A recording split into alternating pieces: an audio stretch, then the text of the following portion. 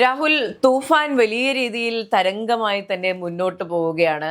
ആദ്യമൊക്കെ ഇത് തുടക്കത്തിന്റെ എടുപ്പാണെന്ന് പറഞ്ഞവർ പോലും വായടപ്പിക്കുന്നത് പോലെ ഇപ്പോൾ വീണ്ടും എപ്പോഴും തരംഗമായത് മാറിക്കൊണ്ടിരിക്കുകയാണ്. പക്ഷേ ഒരു ഘട്ടത്തിൽ ഈ ചെറിയ ലഹരി മരുന്നുകൾ അല്ലെങ്കിൽ കഞ്ചാവിന്റെ ചെറിയൊരു എമൗണ്ട് ഒക്കെ കയ്യിൽ കരുതിയാൽ ചെറിയ പരിപാടിയല്ലേ, നമ്മൾ രക്ഷപ്പെടും എന്ന് വിചാരിച്ചിരുന്നവർക്ക് ഒരു പൂട്ട് വീഴാൻ പോകുകയാണ്. അതിനുള്ള നീക്കങ്ങൾ രമേശ് ചെന്നിത്തല ആരംഭിച്ചു എന്നാണ് അറിയാൻ സാധിക്കുന്നത്. അപ്പോൾ കേരളത്തിൽ ഇനി ലഹരി മാഫിയ പിടികൂടില്ല എന്നാണോ? അല്ല, ഇതിൻ്റെ പ്രധാനപ്പെട്ട ഒരു വിഷയം എന്ന് പറയുന്നത് രമേശ് ചെന്നിത്തലയുടെ ഒരു നിശ്ചയദാർഢ്യമാണ്. അപ്പോൾ അദ്ദേഹത്തെ സംബന്ധിച്ച് അദ്ദേഹം ഈ തെരഞ്ഞെടുപ്പിന് മുന്നേ തന്നെ തുടങ്ങിയ ഒരു ക്യാമ്പയിനായിരുന്നു ഡ്രഗ് ഫ്രീ ക്യാമ്പയിൻ എന്ന് പറയുന്നത്. അപ്പോൾ അദ്ദേഹം നമുക്കറിയാം വലിയ വിവാദങ്ങൾക്കൊടുവിൽ ആഭ്യന്തരമന്ത്രിയായിട്ട് മാറുന്നൊരു സാഹചര്യമുണ്ടായി. അതിനുശേഷം അദ്ദേഹം കൊണ്ടുവന്ന ആദ്യത്തെ പദ്ധതി എന്ന് പറയുന്നത് ഓപ്പറേഷൻ തൂഫാൻ എന്ന് പറയുന്ന പദ്ധതിയാണ്. അത് കേരളത്തിൽ വലിയ വിജയമായിട്ട് പൊയ്ക്കൊണ്ടിരിക്കുകയാണ്. കേരള ജനത മുഴുവൻ ഏറ്റെടുത്തൊരു പദ്ധതിയാണ്. കാരണം നമ്മുടെ പുതിയ തലമുറയെ നശിപ്പിക്കുന്ന രീതിയിലുള്ള പുതിയ ലഹരി മരുന്നുകൾ പെട്ടിക്കടകളിൽ പോലും കിട്ടുന്നൊരു കാലഘട്ടത്തിലൂടെയായിരുന്നു നമ്മൾ കടന്നു പോയിക്കൊണ്ടിരുന്നത്. അങ്ങനെ പെട്ടിക്കടകൾ മുഴുവൻ പൂട്ടുന്നൊരു സാഹചര്യത്തിലേക്ക് പോയി. വിൽക്കുന്നവനെയും വിൽക്കാൻ പോകുന്നവനെയും കൊണ്ടു നടക്കുന്നവനെയും പിടിക്കുന്ന ഒരു കാലഘട്ടത്തിലൂടെയാണ്. അപ്പോഴാണ് ചില ആളുകൾ ചോദിച്ചത്, നിങ്ങൾക്ക് പെരുമ്പാവൂർ ഇറങ്ങാൻ ധൈര്യമുണ്ടോ എന്ന് ചോദിച്ചു. എന്താണ് സംഭവിച്ചത്? പെരുമ്പാവൂർ എല്ലാ ഞായറാഴ്ചകളും ഇപ്പോൾ പോലീസിൻ്റെ ഒരു റൗണ്ട്സ് ഉണ്ട്, അവിടെ പോലീസിൻ്റെ സർവൈലൻസ് ഉണ്ട്.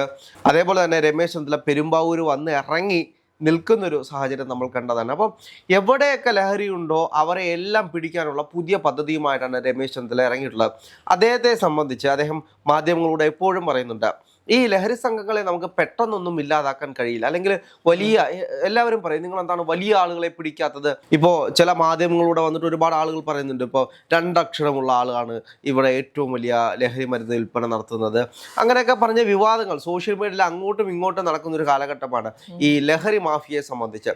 പക്ഷേ ലഹരി മാഫിയയിലെ വലിയ വലിയ ഡീലർമാരെ അറസ്റ്റ് ചെയ്യുന്ന ഒരു സാഹചര്യം നമ്മൾ കണ്ടതാണ്. പക്ഷേ ഈ ചെറിയ ചെറിയ ഡീലർമാർ ഇവർ ചെയ്യുന്നത് എന്താണെന്ന് വെച്ച് കഴിഞ്ഞാൽ, ഇത് പാക്കറ്റുകൾ ചെറുതാക്കി അറസ്റ്റ് ചെയ്താലും ജാമ്യത്തിൽ പോകാനുള്ള സാഹചര്യത്തിലൂടെയാണ് ഇവർ ഇത് ഡെലിവറി ചെയ്യുന്നത്. അപ്പോൾ ഒരാൾ പിടിച്ചു കഴിഞ്ഞാലും അവരുടെ കയ്യിൽ നിന്നും അധികം ലഭിക്കാത്തൊരു സാഹചര്യം ഉണ്ടാവും. ഇവരെ പിടിച്ച് ജയിലിൽ ഇട്ടാലും എന്താണ് സംഭവിക്കുന്നത്?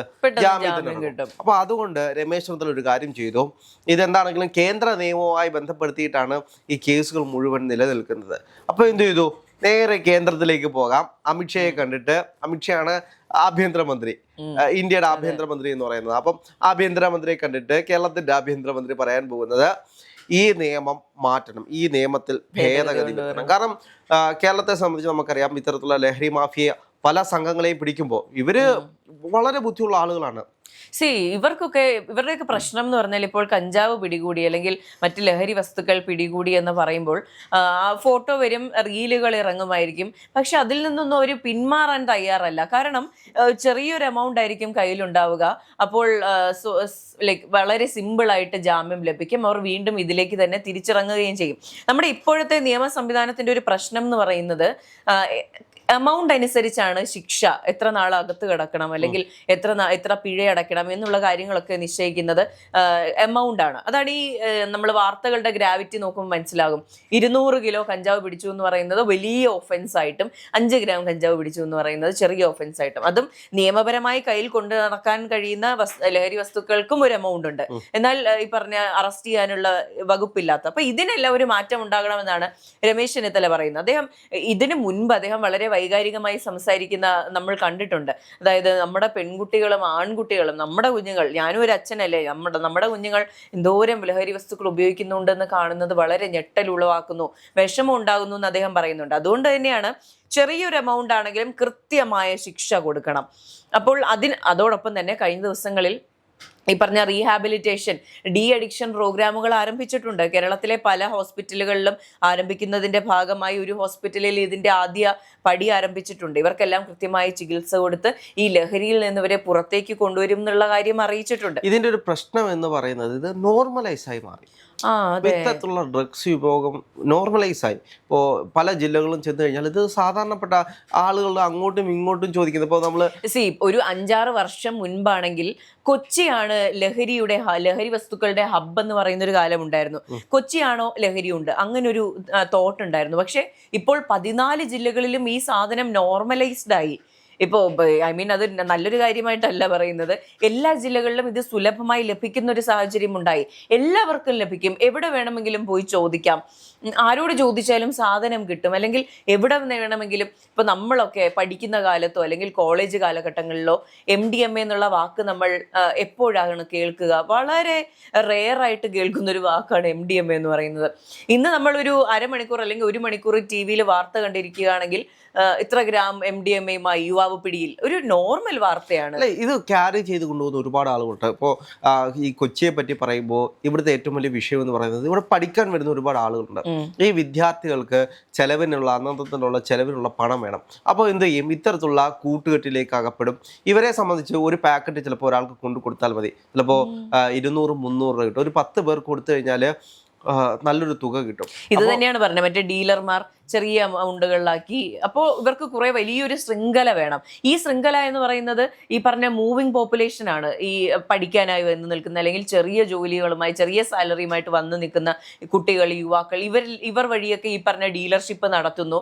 അപ്പോൾ കേസിന്റെ ഗ്രാവിറ്റിയും അവർക്ക് വരുന്ന കേസിന്റെ ഗ്രാവിറ്റിയും കുറഞ്ഞു, അവരിലേക്ക് എത്തിപ്പെടില്ല. അതെ, അവർക്ക് ഈ വെബ് വലുതായി, കുറെ ആളുകളിലേക്ക് ഇത് എത്തിക്കാനുള്ള സാഹചര്യം ഉണ്ടായി. അതുപോലെ സ്കൂൾ കുട്ടികളെ ഉപയോഗിക്കുന്ന ഡീലർമാരുമുണ്ട്. ഈ ലഹരി മാഫിയയുടെ ഏറ്റവും വലിയ ടാർഗറ്റ് എന്ന് പറയുന്നത് ഈ പഠിക്കാൻ വരുന്ന കുട്ടികൾ തന്നെയാണ്. കാരണം ഏറ്റവും എളുപ്പത്തിൽ അവർക്ക് ഇത് കൊണ്ടുപോകാനും അല്ലെങ്കിൽ ഇത് അടുത്ത ആളുകളിലേക്ക് എത്തിക്കാനും കഴിയുന്ന ഒരു മാർഗം എന്ന് പറയുന്നത് ഈ വിദ്യാർത്ഥികൾ തന്നെയാണ്. കാരണം ഈ പഠിക്കാൻ പോകുന്ന വിദ്യാർത്ഥികൾ ചിലപ്പോൾ കൂട്ടുകൂടുന്ന സമയത്തായിരിക്കും ഇത്തരത്തിലുള്ള ലഹരികൾ ആദ്യം ഉപയോഗിക്കുന്നത്. പണ്ടത്തെ കാലത്തൊക്കെ ഏറ്റവും വലിയ ലഹരി എന്ന് പറയുന്നത് മദ്യവും സിഗരറ്റും അങ്ങനെയുള്ള കാര്യങ്ങളായിരുന്നു. ഇപ്പോൾ അതെല്ലാം മാറി ഈ കഞ്ചാവ് എന്ന് പറയുന്ന ഉൽപ്പന്നം തന്നെ മാറി. ഇതിന്റെ അടുത്ത തലത്തിലുള്ള മറ്റ് ഹൈബ്രിഡ് ഇനങ്ങളാണ് വന്നുകൊണ്ടിരിക്കുന്നത്.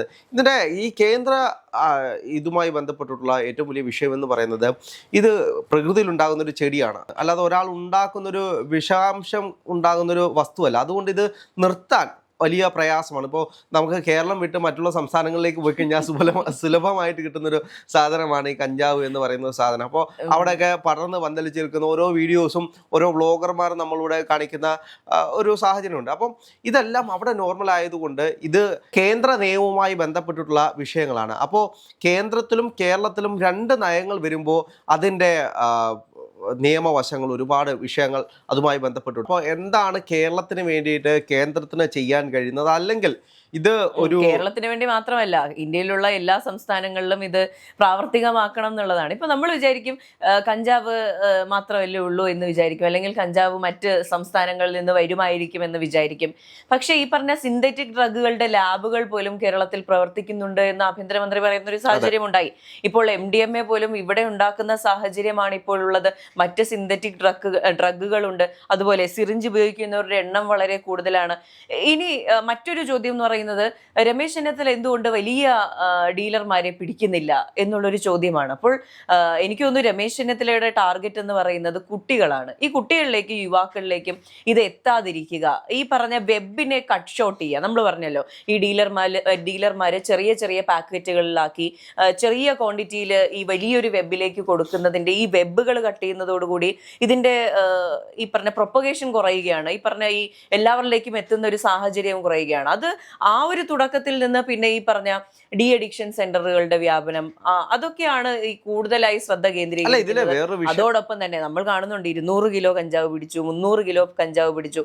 ഈ പറഞ്ഞ എല്ലാവരിലേക്കും ഇത് എത്തുന്നുണ്ട്. വലിയ ഡീലർമാരും ഈ പറഞ്ഞ തൂഫാന്റെ ഭാഗമായി അകത്തു പോകുന്നുണ്ട്. അപ്പോൾ ഇനിയുള്ളത് എന്ന് പറഞ്ഞാൽ ഈ ശിക്ഷ എത്രത്തോളം ആൾക്കാരിലേക്ക്, ഇനി ഈ ശിക്ഷ പേടിച്ചിട്ടെങ്കിലും ഇത് ചെയ്യാതിരിക്കുക എന്നുള്ളൊരു നയമായിരിക്കാം ഈ പറഞ്ഞ ഭേദഗതി കൊണ്ടുവരിക. ഒരു 5 ഗ്രാം കഞ്ചാവ് കയ്യിൽ വെച്ചാലും ശിക്ഷ ലഭിക്കണം, അല്ലെങ്കിൽ വലിയ ക്വാണ്ടിറ്റിയിൽ കിട്ടിയാൽ മാത്രമേ വലിയ ശിക്ഷ കൊടുക്കുള്ളൂ എന്നതിനേക്കാൾ ഉപരി ചെറിയ ക്വാണ്ടിറ്റി ആണെങ്കിലും ശിക്ഷ ലഭിച്ച് അകത്തേക്ക് പോകണം, അല്ലെങ്കിൽ ജയിൽ ശിക്ഷ അല്ലെങ്കിൽ പിഴ എന്നുള്ളൊരു കാര്യത്തിലേക്ക് പോകണം. അല്ലെ, ഇതിന്റെ മറ്റൊരു വിഷയം എന്ന് പറയുന്നത്, ഇത് കേന്ദ്രത്തിനും അറിയാം ഇത്തരത്തിലുള്ള ലഹരി വസ്തുക്കൾ വരുന്നുണ്ട്. ഇത് പലപ്പോഴും പോർട്ടുകൾ വഴിയൊക്കെയാണ് വരുന്നത്. അവിടെ കൃത്യമായിട്ട് ചെക്കിങ് നടത്താത്തത് കൊണ്ടോ അല്ലെങ്കിൽ ഈ ചെക്കിങ്ങിന് വരുന്ന ആളുകൾക്ക് പണം കൊടുത്തുകൊണ്ട് ഈ ലഹരി വസ്തുക്കൾ കയറ്റി വിടുന്നത് കൊണ്ടാണ് ഇത് സംഭവിക്കുന്നത്. അപ്പോൾ ഇത് പൂർണ്ണമായിട്ടും നിർത്തണമെങ്കിൽ കേന്ദ്ര സർക്കാർ ഇതുമായി ബന്ധപ്പെട്ട് തുനിഞ്ഞിറങ്ങിയെങ്കിൽ മാത്രമേ ഇത് നിർത്താൻ കഴിയുള്ളൂ. അല്ലാതെ കേരളം എന്ന് പറയുന്ന ഒരു സംസ്ഥാനം വിചാരിച്ചുകൊണ്ട് മാത്രം ഇതിനെ തൂത്തെറിയാനൊന്നും കഴിയില്ല. കാരണം ഈ ആളുകൾ ചോദിക്കുന്ന പോലെ എന്തുകൊണ്ട് നിങ്ങൾ വലിയ ആളുകളെ പിടിക്കാൻ കഴിയുന്നില്ല? ആ വലിയ ആളുകൾ കേരളത്തിലാണ് ഉള്ളത്. അവർ ചിലപ്പോൾ വിദേശ രാജ്യങ്ങളിലായിരിക്കാം, മറ്റു രാജ്യങ്ങളിൽ ഇരുന്നായിരിക്കാം ഈ കാര്യങ്ങൾ നിയന്ത്രിക്കുന്നത്. അപ്പോൾ ഇവരെ നേരിട്ട് എന്ന് പിടിക്കാനുള്ള റൈറ്റ്സ് കേരളം മാത്രം വിചാരിച്ചാൽ നടക്കുന്ന കാര്യമല്ല. അത് ഇന്ത്യ മൊത്തത്തിൽ നിന്ന് കൈകാര്യം ചെയ്താൽ മാത്രം ഒഴിവാക്കി വിടാൻ കഴിയാവുന്ന ഒന്നാണ് ഈ ഡ്രഗ്സ് എന്ന് പറയുന്നത് ഇന്ന് കേരളത്തിൽ വളർന്നു നിൽക്കുന്നത്.